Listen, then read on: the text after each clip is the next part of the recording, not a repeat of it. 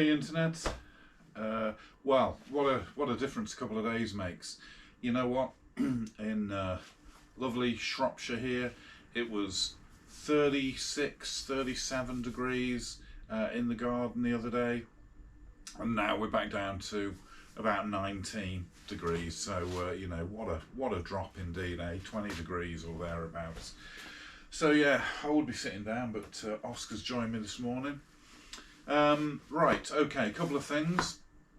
I've on my last video we were talking about the indicators and where they mount, and I spent some time looking at some GPz550D1 pictures online, and managed to find one that had been sold a couple of years ago, or you know, a year or so ago, and it had no nose fairing on it, you know, so you could see the brackets, and quite clearly they are a different bracket that does have the second hole further back towards the fork legs. So you know, these brackets are wrong. So I think what that will do is make the nose cone fairing sit in the wrong place when we have been able, you know, when I have made some brackets for it. So I've trawled the internet, managed to find a couple of crap ones on eBay, and when I say crap ones, I mean they're, you know, obviously they're very rusty and they're quite bent, but you know, they're definitely for a 550D1, you can see that, and I've ordered them.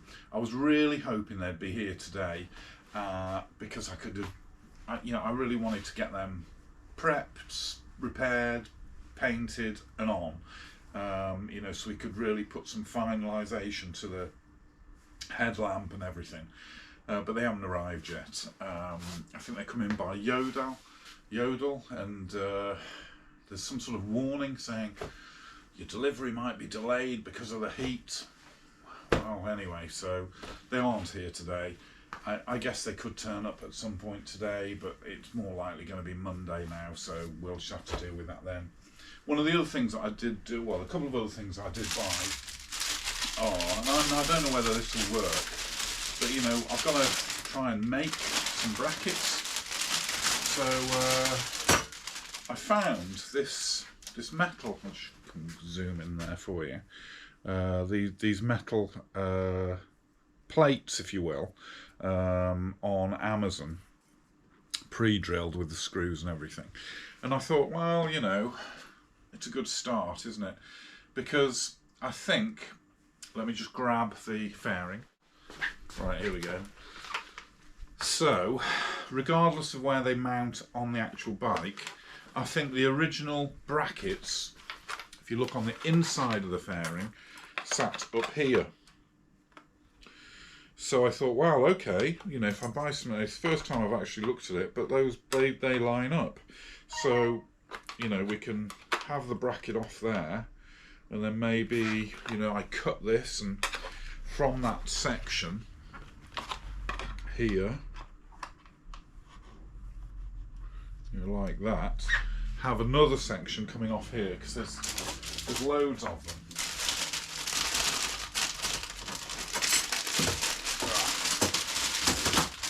I mean, obviously this long end will be chopped off, of course, you know, maybe use that, but then have another section coming off there, and then have it bent and going to where the where it would have mounted originally on the bike.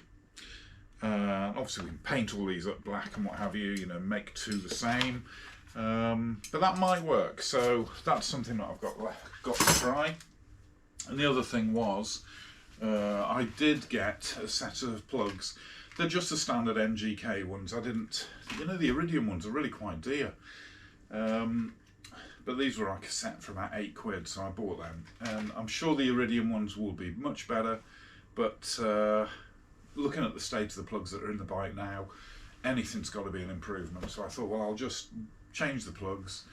And I also bought the other day, and back again, one of these, you know, say, I don't want to use the word temporary, because it's not a temporary, you know, but it's a little auxiliary fuel tank, so I can take the tank off, hang this up, bob a bit of fuel in, connect that back to the back of the carbs, and it just saves all the fannying around with taking the tank on and off all the time and risking damaging it.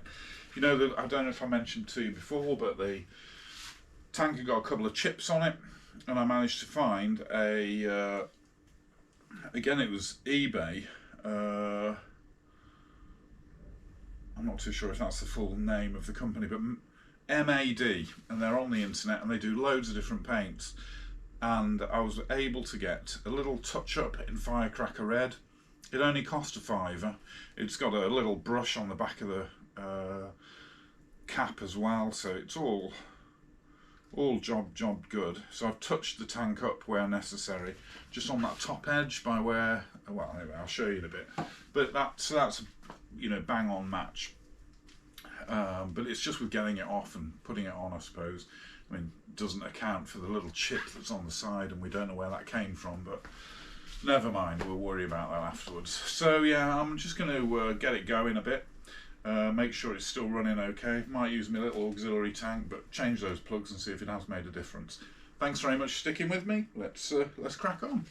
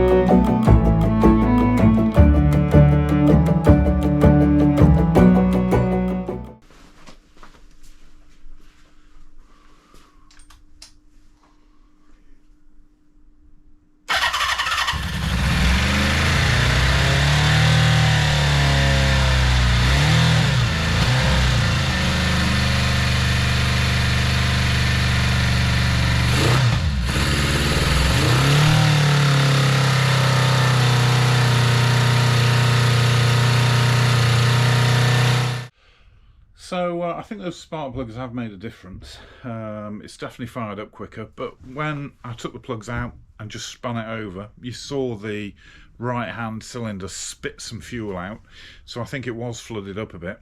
I'll tell you, one of the really interesting things I've just noticed is, with my new super little auxiliary fuel tank bottle, is just how quick the fuel goes down. Yeah, let's just have a quick look at that. I'll just run it up again. Each time I run the bike it seems to run better, but yeah, you just have a look how fast that's going down in that thing. Maybe that's why it's got a bit of a misfire. It's getting too much fuel. Right, that's a bit of an odd one. I mean, it's starting nicely, but I've done, you know, that old test. It's definitely got a misfire. So I've done that old test of whilst it's running, I wound the revs up. Because tick over so, well, it's just non-existent. As soon as it drops down to those sort of revs, it cuts out. So I wound the tick over up a bit on the back, off the back of the carbs, and then pulled the plug leads one at a time whilst it was running. And starting from the left side, the first cylinder, it almost cut out when I pulled that one off. Second one, so the inner one, made no difference whatsoever, but it's definitely getting us power to the plug, because you could hear the clicking, the ticking as the sparks jump in from the plug, from the plug cap to the plug. Moving on to the right side, same again, inner cylinder, pull it off, it made no difference at all. Nothing at all. But again, you could, you know, see the spark leaping out of the cap to the top of the plugs. It's definitely getting feed from the coil.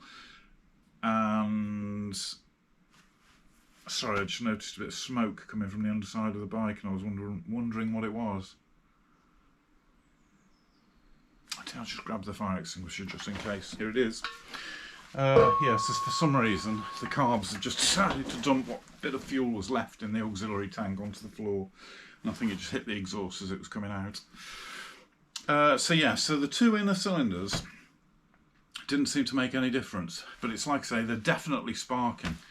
So I'm thinking, well, maybe the plug leads are on wrong, so I've swapped those over, made no difference at all again. I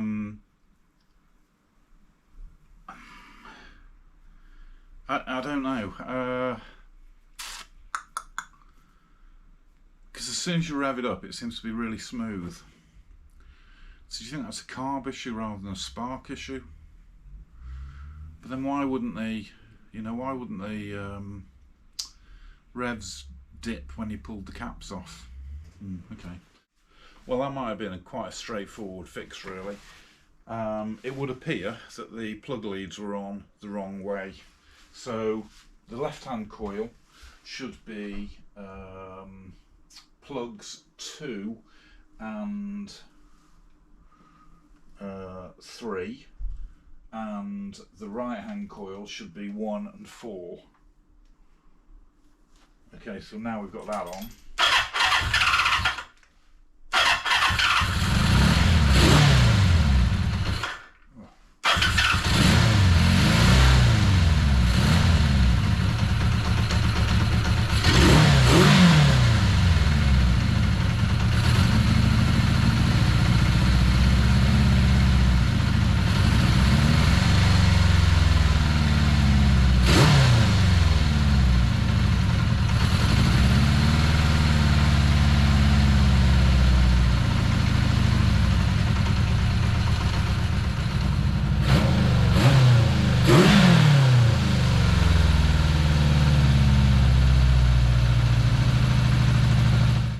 Might be a sticky throttle cable. Might be something as simple as that. Let's have a look.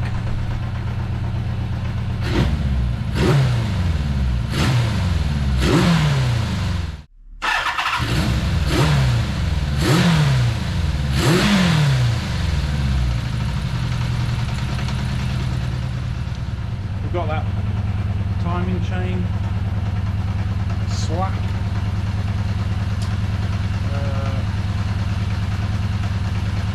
I seem to remember these engines were always a bit clattery on tick over, but a couple of subscribers there have got them. Does it sound about right? I mean, I think it sounds a lot sweeter than it did before. Part of the problem, and I mean it's a really stupid problem, is the fact that the twist grip hasn't got an inner sleeve, so it's the rubber is really buffing up against the switches, and that friction is causing it to stick. I mean, it's okay now.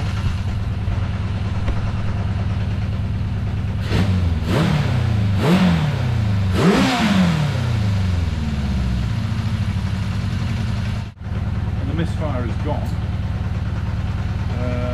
Tick over's a little bit lumpy. The carbs probably need setting up. The auxiliary fuel tank has got nice clean fuel in it.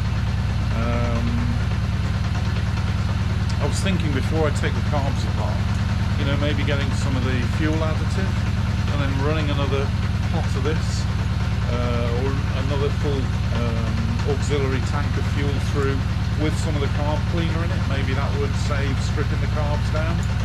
It's not that I'm trying to get out of stripping them down because I'm lazy. I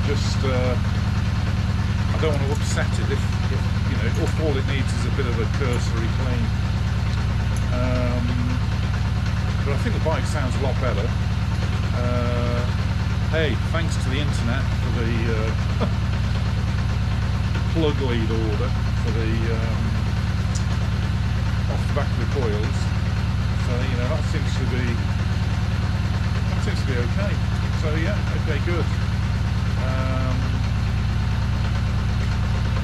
Next to be small wiring. Okay. Okay, so that was just a quick one really. I really wanted to satisfy myself that there was nothing wrong with the engine in how it was running, you know. And I don't think there is. I think you'll agree that it sounds much better now. I think the carbs probably need balancing. I might... I don't know, I was going to suggest then that I might... I know that Jason on GPz550 TV demoed his homemade kit, and that looked really accurate and really pretty good. I don't know whether I'm up for making anything like that, or whether it just distracts me from what I'm doing, and whether I should just get somebody else to do it. But plug leads, fine, all good. It's allowed me to really drop the tick over down now. Adjusting the throttle cable, I think the revs aren't hanging on as much as they were before. I mean, but what do you think? Do you think it still sounds like they are and it needs some more work? I mean, maybe after a good run, which is what it desperately needs, that will just be enough to maybe clean the carbs through, because there are the additives in the fuel designed to clean the, or keep the system clean. Now, I'm not using E10 in this. I went and bought the super E5 stuff from the Shell garage the other day. Well, it was actually when I took the Transalp down and I filled that up, so I've just whipped off a gallon or half a gallon out of that to use in this. So yeah, I mean, that's going to help. But yeah, maybe some of like the Red X stuff as well, just to give it a whiz through. But I think each time it was being started, then it sounded better. It is a bit clattery on tick over, like I said, and that it probably is down to a timing chain. As soon as you come off revs, or as soon as you come off tick over, that clattering goes. So I don't know whether, again, is that something serious that you think I should be worrying about? We don't really know if the mileage is genuine, but I think, what was it on, about 40? Yeah, it says about 40 on the clock, but I mean, who knows? It's a really old bike. I can't imagine it's only got 40,000 on it. I'll have a look at the MOT register and see if I can see previous MOTs and what the mileage was. I'll have a look at that in a minute when I finish for today. I mean, it does happen though, doesn't it? I mean, it is possible to have these, you know, old bikes that haven't been all used that much. I mean, when I was chatting, or, you know, there was some comments on my last video, on the RD350 video actually, about old bikes and, you know, remembering the registration numbers of the bikes that you had back in the day. And as I said to the chap there, you know, my old GPz550D1 was TWX25W, and I would have loved to have been able to find the bike, and I'd have pretty much paid whatever was being asked to get my hands back on it. And I mean, it's partly the reason I'm doing this now, you know, it's that rose-coloured tinted spectacles thing of the having the bikes that you had when you were a kid. Anyway, but it made me think, you know, because this chap had said about the hasn't been, I think he said something like it hadn't been taxed since the 90s. I hope it's still in one piece. And I'm thinking, oh yeah, I'll have another look. So I went on the DVLA website, and I could see that TWX25W hadn't been, well, there was no MOT history at all. I think the last time it was taxed was 91 or something like that. And then I thought about, because I watch loads of, you know, car and bike videos on YouTube, and you know, a number of the ones that I watch talk about Car Vertical and these other websites where you can check the history and HPI of the, you know, history of the vehicle. So I found this website, can't remember what it's called now, and for $1.99 you could get like a list, well, the number of previous owners and when it was last changed hands and all that sort of thing.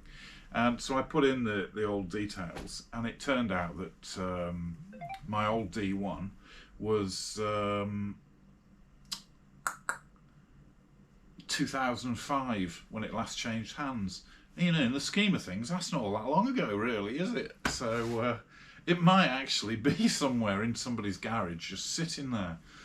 God, I wish I could find it. It's probably, I mean, you know, the reality is it's probably been broken for parts by somebody and, you know, sold off as bits and pieces. But, you know, you can, you do wonder, don't you? Anyway, I digress. That's it for today. I just wanted to make sure the bike was, you know, I was happy in my mind that it was running well.